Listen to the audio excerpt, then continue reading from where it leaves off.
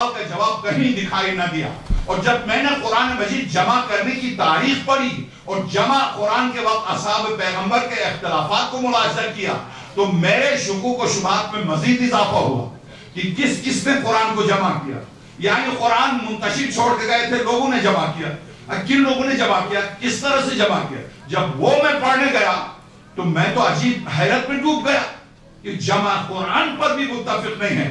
تو اب کہتے ہیں کہ ہاں قرآن مجید کے متعلق ان اختلافات کو دیکھ کر میں اس نتیجے پر پہنچا کہ ان تمام مشکلات کے دور کرنے کے لیے ایک جامع شخصیت کی ضرورت ہے، اور وہ شخصیت خدا کے پسندیدہ رہبر ہی کی ہو سکتی ہے. لیکن سوال یہ ہے کہ وہ رہبر کون ہے؟ اس نے اپنی رہبری کا اظہار کر کے حفاظت دین کا منصب کیوں نہیں سنبھالا؟ سابقہ امتوں میں یہ قانون الہی جاری رہا کہ جب وہ امت ارتداد کا شکار ہوتی تھی تو اللہ تعالیٰ نے نئے نبی کو بھیج کر ان امتوں کی اصلاح کر دی. یعنی سابقہ آپ جانتے ہیں، میری گزشتہ گفتگو آپ جانتے ہیں کہ انبیاء کتنے ہیں؟ جی 1,24,000. ان میں جو شریعت اور کتاب لے کر وہ کتنے ہیں؟ 5. 4 نہیں 5 ہیں. نوح، ابراہیم، موسیٰ، عیسیٰ، خاتم الانبیاء صلی اللہ علیہ وآلہ وسلم. یہ ہیں درست 1,23,995. یہ کیا کرتے تھے؟ ان کے لائے ہوئے شریعت و کتاب کی حفاظت کرتے تھے. وہ خدا جس نے سابقہ انبیاء کی کتاب اور ان کی شریعت کی حفاظت کے لیے 1,23,995 افراد بھیجے، خاتم الانبیاء پر نبوت ختم اور قیامت تک اس شریعت کی حفاظت کی ایک بھی نہیں.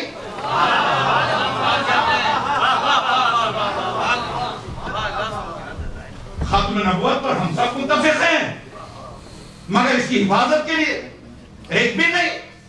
اب آپ کا کیا جواب ہے؟ موسیٰ بھی تو کتاب لے کے آئے تھے، موسیٰ کتاب ہی چھوڑ کے جاتے. حضرت ہارون ان کی زندگی میں وفات پا گئے تو بس ہارون وفات پا گئے، موسیٰ اس کے بعد چھوڑ جاتے، شمعون و صفا کو نمایاں کرتے کہ چلو توریت موجود ہے اس پر عمل کرو.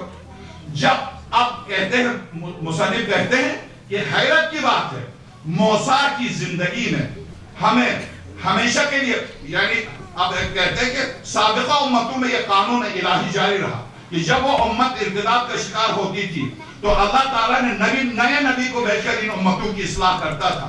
اور رسول اکرم کے بعد چشم تاریخ نے اہل عرب کے ارتداد و انحراف کو دیکھا.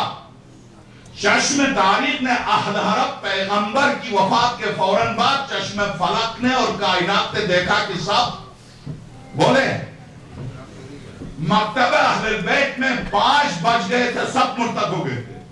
مکتبہ اہل سنت پہ ام المومنین کہتی ہے سوائے میرے سب مرتد ہو گئے تھے، یہاں تک ان کی والد بھی. جب وہ بلا استثناء کہتی ہے سب مرتد ہو گئے تھے، مکتبہ اہل بیت میں 5 بج گئے تھے، اس آیت کی پوری تعبیر ہو گئی تھی. وَمَا مُحَمَّدٌ إِلَّا رَسُولٌ، محمد نہیں ہے سوائے اس کے کہ وہ رسول ہے. قَدْ خَلَتْ مِنْ قَبْلِهِ الرُّسُلُ أَفَإِنْ مَاتَ أَوْ قُتِلَ انقلبتم عَلَىٰ أَعْقَابِكُمْ. کیا ان کا انتقال ہو جائے، شہید ہو جائے تو مسلمانوں تم اپنے پچھلے کفر کی طرف پلٹ جاؤ گے؟ تو قرآن نے جھوٹ بولا تھا یا پلٹ گئے تھے؟ اگر پلٹ گئے تھے تو کوئی کس طرح سے موسیٰ اب یہاں کہتے ہیں کہ جلیل القدر مصنف موسیٰ 40 دن کے لیے کوہ طور پر گئے تھے تو قوم کو بغیر نائب پہ نہیں چھوڑ کے گئے. 40 دن کے لیے، قیامت تک کے لیے خاتم الانبیاء جا رہے بغیر نائب کے، بغیر وسیع جائے. کوئی مسلمان مجھے بتائے، میں یہاں سب کو اعلان کرتا ہوں مجھے فون کریں، مجھ سے بات کریں، میری گفتگو کا جواب دیں، بڑی نوازش ہوگی. آپ سوال کریں مجھ سے، میرے ان سوالات کا جواب دیں. کس نبی نے اپنی امت کو اپنے جانشین سے، جبکہ ان کے بعد ابھی نبوت ختم نہیں ہوئی ہے، ان کی نبوت محدود، ان کی کتاب محدود، انہیں پتا ہے خاتم الانبیاء کے بعد ان کی شریعت بھی منسوخ ہو جائے گی، نبوت ان کی کتاب بھی منسوخ ہو جائے. اس کے باوجود خاتم الانبیاء تک بھی کتاب کی حفاظت کا یہ اہتمام کہ بغیر کسی نائب کے خالی نہ چھوڑ کے جائے، اور خاتم الانبیاء قیامت تک کے لیے جا رہے قرآن بکری کے ہاتھ میں دے کے کھا جا۔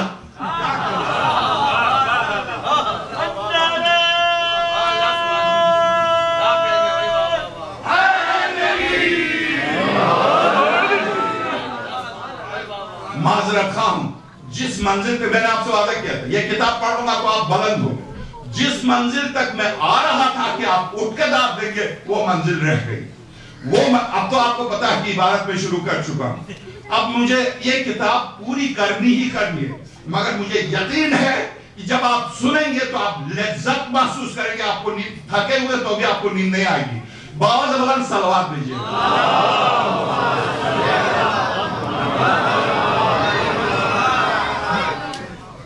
کربلا انہی حقائق کی حفاظت اور انہی حقائق کو جن و انس تک پہنچانے کا نام ہے۔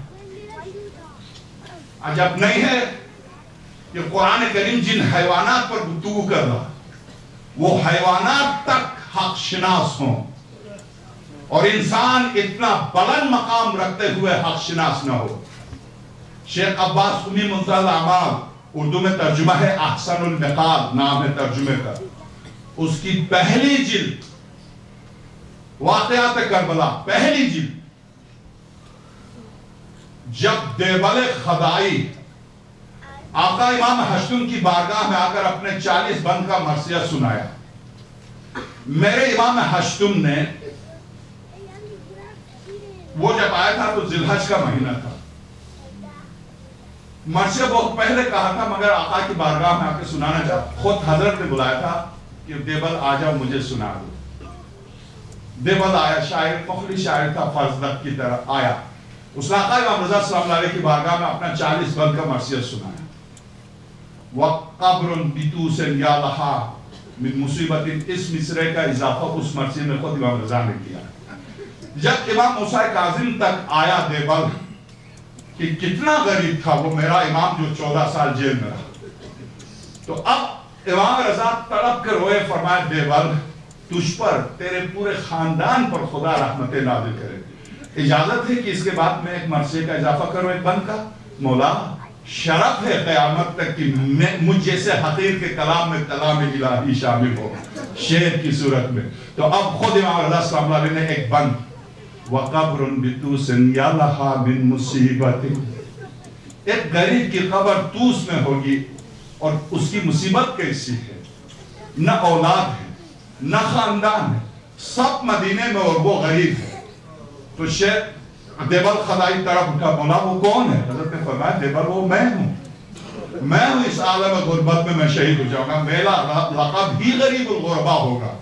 تو اب میں جب یہ شخص دیبل یہ مرثیہ سنایا، اس کے بعد حضرت سے جات لے کے چلا قم کی طرف، یہ حضرت نے انہیں گھوڑا بھی دیا، گھوڑے کو لاد کے دولت و ثروت سے اس نے حضرت کے قدموں پر بیٹھ کے کہا مولا مجھے ایک کرتے کی ضرورت ہے جو اس کو پہن کے کفن کے طور پر چلا جاؤں، مجھے اس کی ضرورت نہیں ہے، مجھے آپ کی ولایت کی دولت میرے پاس ہے، میں کیا کروں گا؟ یہ دیبل سب کچھ ہم دیں گے، یہ بھی لے لو یہ بھی لے لو، ہم جو دے رہے ہیں یہ تیرا زادرہ ہے، مگر جہاں جو منزلیں آگے ہیں تو فکر نہ کر، ہر منزل پر ہم تیرے ساتھ، یہ بھی لے لو۔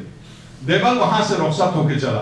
شیخ عباس قمی لکھتے ہیں منتہی الاعمال میں جو حوالہ دیا پہلی جلد واقعات کربلا بالکل انتہا میں کہ ماتم کس کس نے کیا ہے، آقا حسین کی مجلس کس کس نے کی ہے، لکھتے جب دیبل لے کے چلا تو قم کی طرف آ رہا تھا، صحرا سے گزر رہا تھا، رات کا وقت تھا، خوفناک ڈاکوں کا زمانہ تھا، جیسے ہی وہ صحرا میں پہنچا تو دیکھا گپ اندھیرا ہے اور وہ اکیلا ہے، درندے شیر چیتے آوازیں نکالنے، خوف کے مارے کانپنے لگا۔